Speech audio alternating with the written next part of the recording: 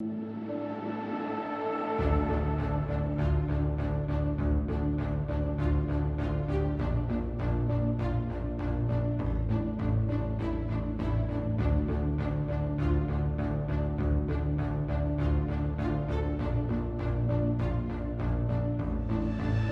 know, there are American heroes who don't like this idea. Neil Armstrong, Gene Cernan have both testified against commercial spaceflight in the way that you're developing it, and I wonder what you think of that. I was very sad to see that, because those guys are, those guys are heroes of mine, so it's really tough. I wish they would come and visit and see the hardware that we're doing here. And I think that would change their minds. They inspired you to do this, didn't they? Yes. And to see them casting stones in your direction. It's difficult. Did you expect them to cheer you on? So they're hoping they would. What are you trying to prove to them? What I'm trying to do is to make a significant difference in spaceflight and help make spaceflight accessible to almost anyone. People do not think critically enough. I mean, critical thinking is a skill in short supply, where people take too many things they assume too many things to be true without sufficient basis in that belief.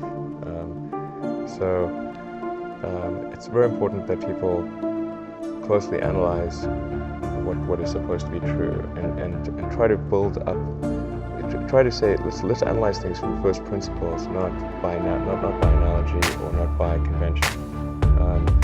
If you assume things are true by convention, which is actually what most people do, then it's difficult to gain insight into how things can be better. In any argument or any sort of train of thinking, you want to make sure that the underlying premises are valid and applicable, and then in reaching a conclusion, that the conclusion you're reaching is necessarily driven by the underlying premises and the interconnection between those premises. That may seem like a really simple thing to say, but most people don't do that. The odds of me coming into the rocket business, not knowing anything about rockets, not having ever built anything, I would have to be insane if I thought the odds were in my favor. Why even begin? When something is important enough, you do it even though the odds are not in your favor. How much of your personal fortune have you poured into this? $100 million. $100 million into something that you did not believe would work at the beginning. Yes.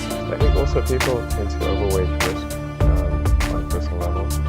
It's one thing if you've got a mortgage to pay and just support, and that would deviate from your job, that's involved how you're going to feed your family and okay, that's understandable.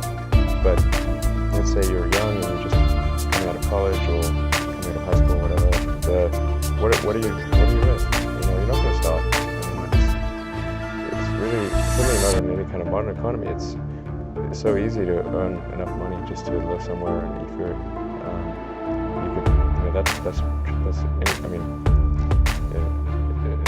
Very easy to do. So I don't know what are they afraid of? They're mostly afraid of failure, I think.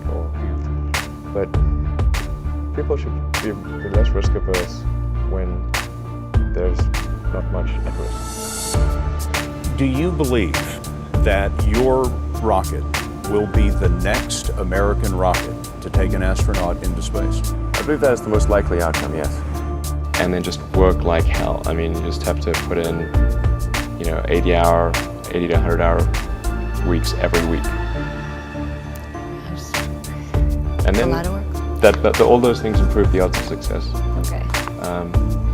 If other people are putting in 40-hour work weeks and you're putting in 100-hour work weeks, then even if you're doing the same thing, you know that in 1 year you will achieve what they achieve.